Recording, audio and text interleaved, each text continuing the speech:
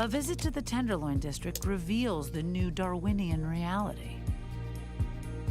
As innovation eliminates jobs, it's pushing older, college-educated workers out of the workforce and into the food lines and soup kitchens. Like Alan here, who used to work at a securities firm. How'd you go from working at a securities firm to being homeless?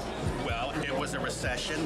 No one was hiring. I went through my unemployment benefits, then I cashed out my 401k, and then I started working temp jobs.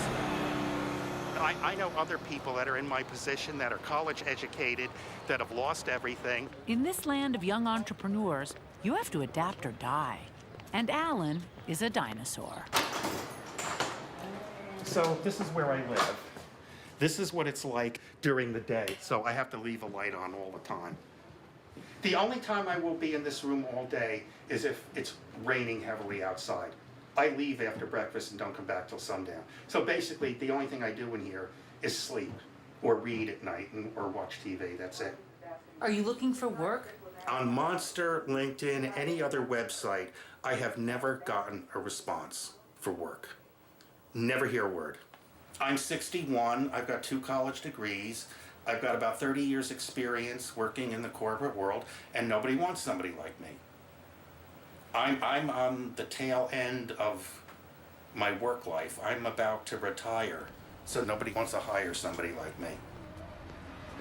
I don't live in your world anymore. Things are completely different. What you take for granted doesn't exist in my world anymore.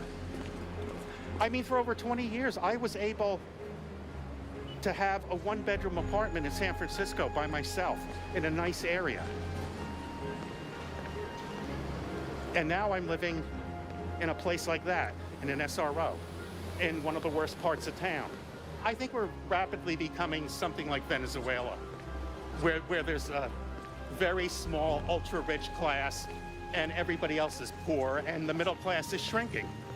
I think the American dream is a load of crap. There is no American dream. It's a nightmare for most people. Now, there have always been homeless in San Francisco. We can't blame the techies for that. They're the obvious scapegoat in a much more complicated conversation about affordable housing and gentrification.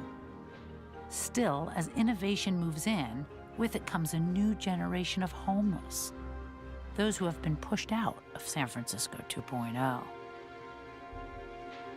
This is the dark side of progress.